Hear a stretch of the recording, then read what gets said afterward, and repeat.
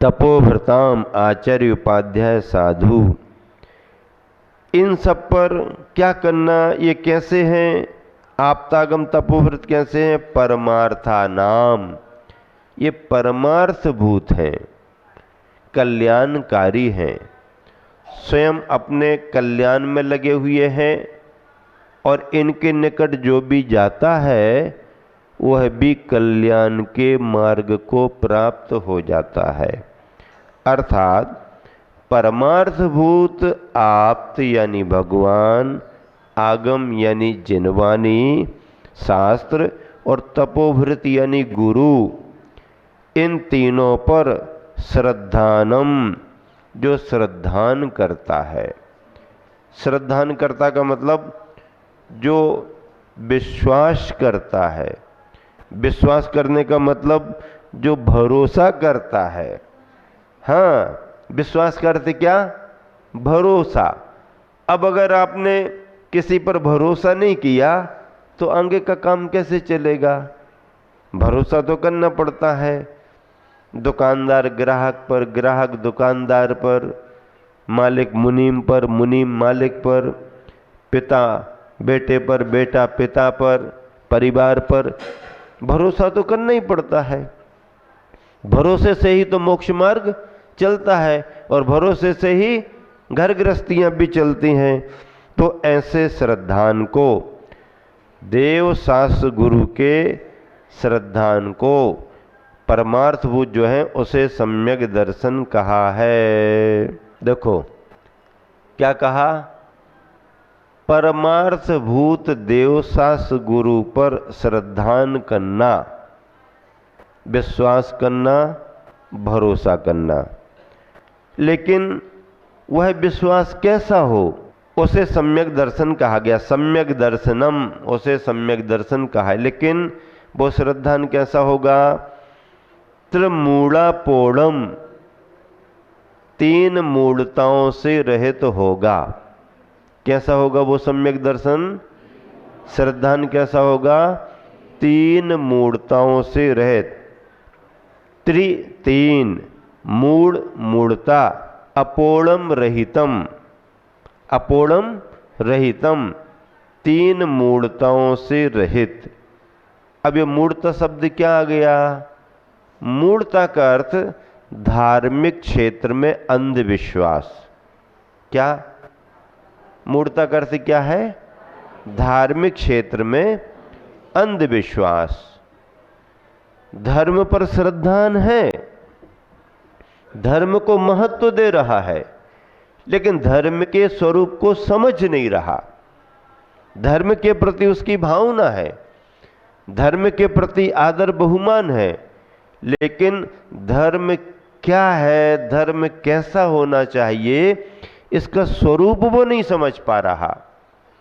अब जब स्वरूप नहीं समझ पा रहा तो जिसने कहा ये धर्म है उसमें लग जाएगा, जिसने जो बताया उसमें लग जाएगा। अगर तुम्हें पहचान नहीं है तो तुम्हारे को कोई भी भ्रमित कर सकता है। क्या? अगर तुम्हें पहचान नहीं है तो तुम्हें कोई भी भ्रमित कर सकता। ये तो भ्रमित करने का बाजार है भैया। संसार क्या है?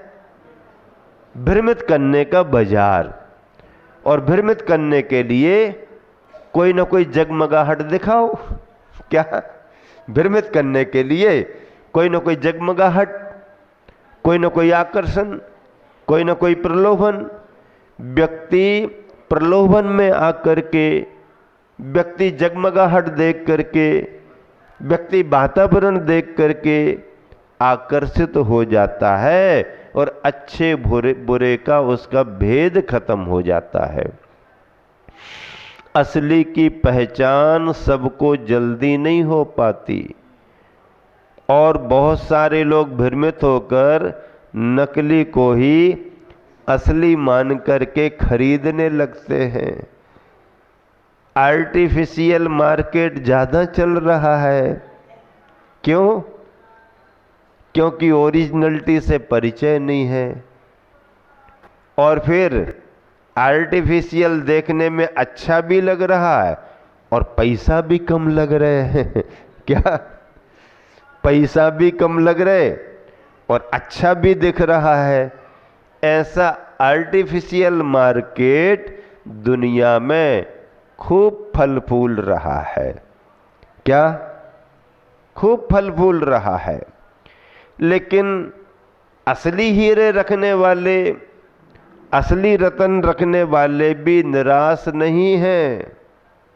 वो जानते हैं कि कभी न कभी लौट करके इनको हमारे पास आना ही पड़ेगा, आना ही पड़ेगा, लौट करके आना ही पड़ेगा। क्योंकि जब आर्टिफिशियल बार बार परिचय में आने लगता है तो फिर अरे ये तो ऐसा है, गारंटी तो ऐसी दी थी लेकिन इसमें तो कुछ समझ में नहीं आ रहा, ये हो रहा वो हो रहा, चमक धमक जल्दी खत्म हो रही। दिखाते कुछ हैं बड़े बड़े शहरों में और पैकिंग कुछ करके दे देते हैं। दिल्ली में चोर बाजार है। कौन सा बाजार है? दिल्ली में कौन सा बाजार है?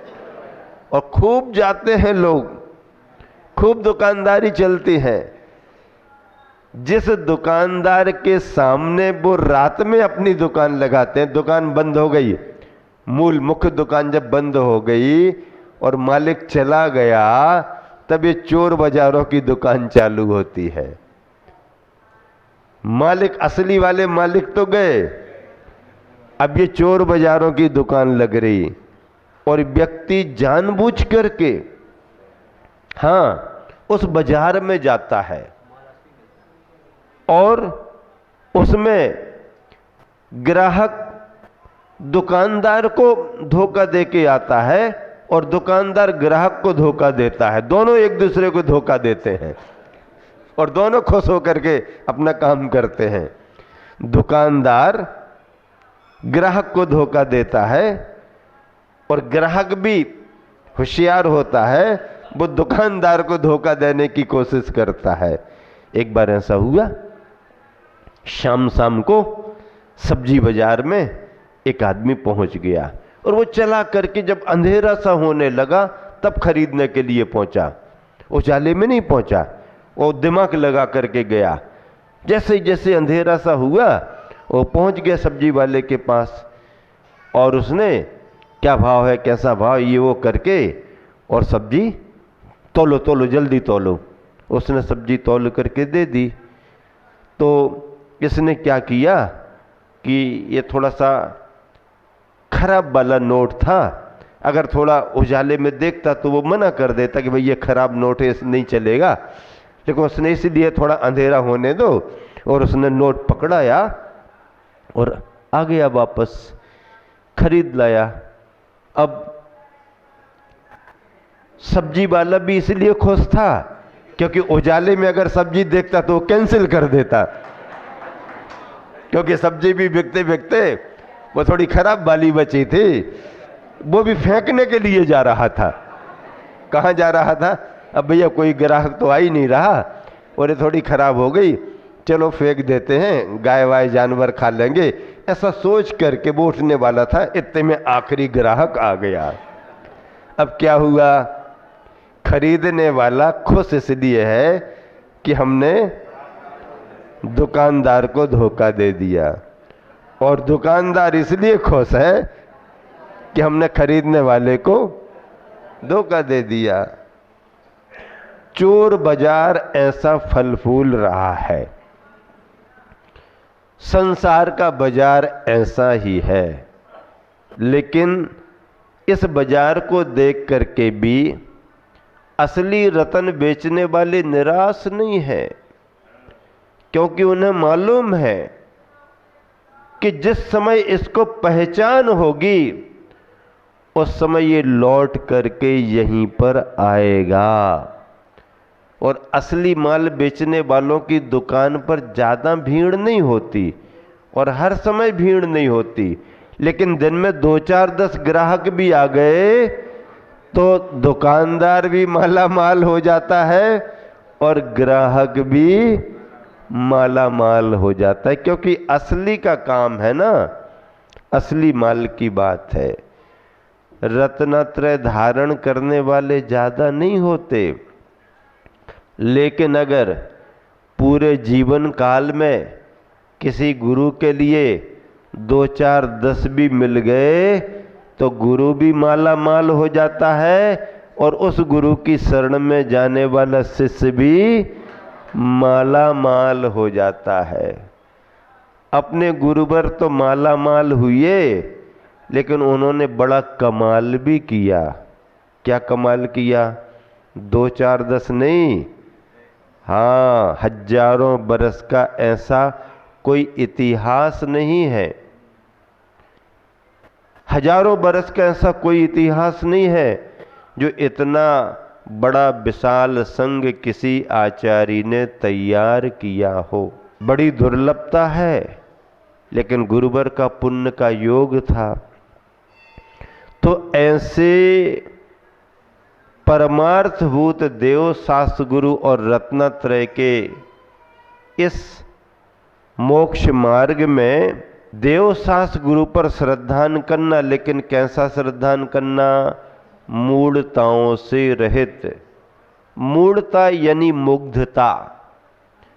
मूढ़ता का अर्थ मुग्धता। मुग्धता का अर्थ है धार्मिक अंधविश्वास। धर्म के प्रति श्रद्धा तो हो ना, लेकिन अंधविश्वास के साथ नहीं। अंधविश्वास के बहुत बड़े बड़े दुष्परिणाम भी सामने आ रहे हैं। देश दुनिया में सुनने में आता है, वो इसके चक्कर में चला गया, वो इसके चक्कर में, कोई तांत्रिक, कोई मांत्रिक, कोई ये, कोई वो, और उसकी बातों में आकर के उस पर भरोसा करता है और धन भी चला जाता है, परिवार भी चला जाता है। कई बार तो छोटे छोटे बच्चों को मारने तक की नौबत आ जाती है। आप ऐसा ऐसा करो, आपका काम सिद्ध हो जाएगा। बच्चों की बलि दे दी जाती है। तांत्रिकों के चक्कर में आकर के उनकी विधि में उलझ करके और पूरी जिंदगी खपा देते हैं।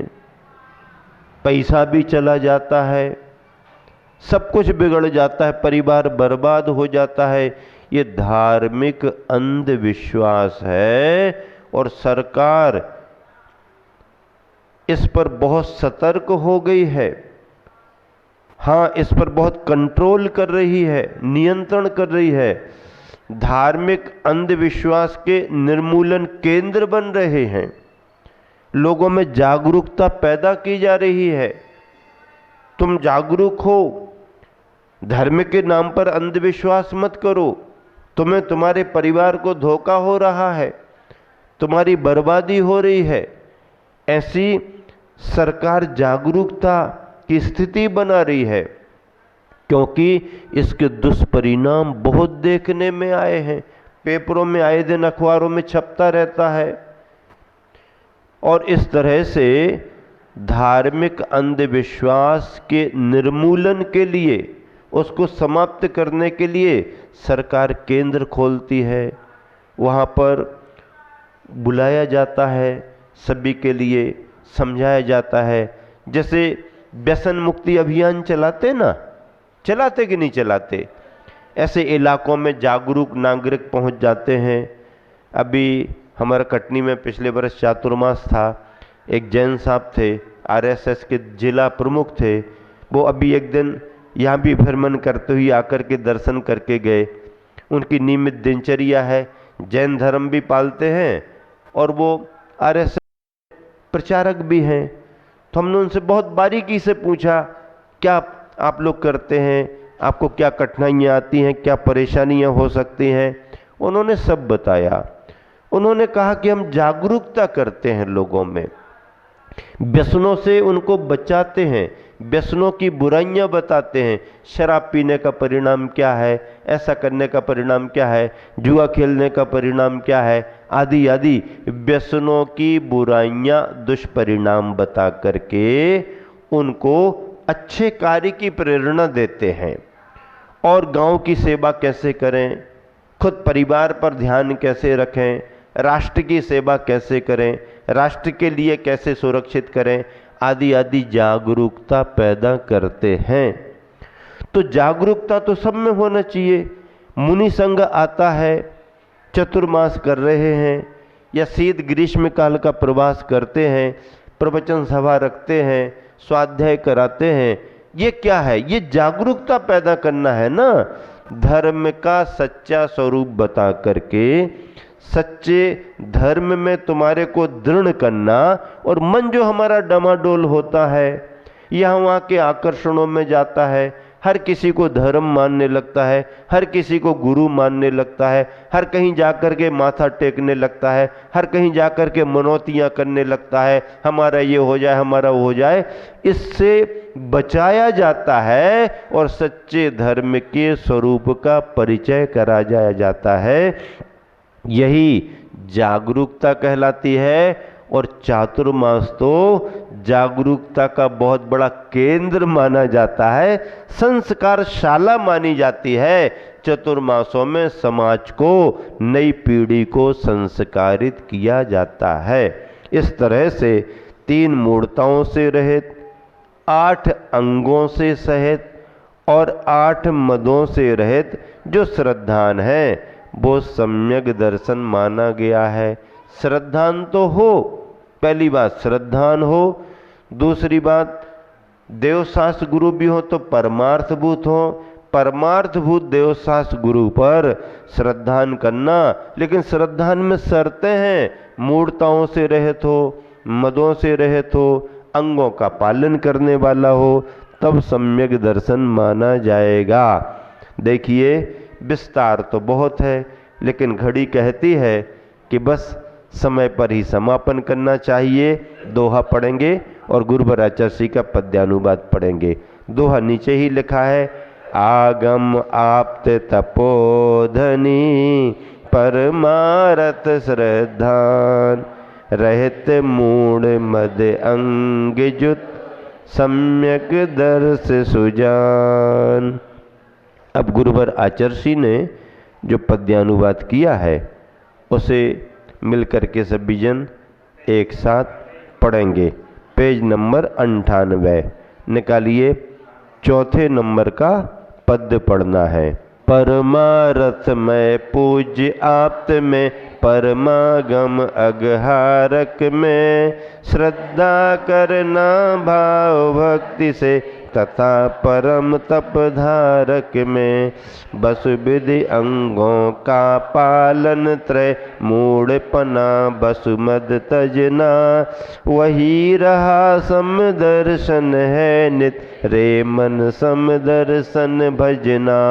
देखो श्रद्धा करना भाव भक्ति से तथा परम तप धारक में, परम तप धारक में श्रद्धा करना भाव भक्ति से, बसुविध अंगों का पालन, त्रय मूढ़पना बसुमद तजना 3 मूढ़ताएं, बसुमद 8 मद, अहंकार के भावों को बसु यानी 8 तजना, वही रहा समदर्शन है नित रे मन समदर्शन भजना। इस तरह से यह सम्यक दर्शन का स्वरूप हुआ।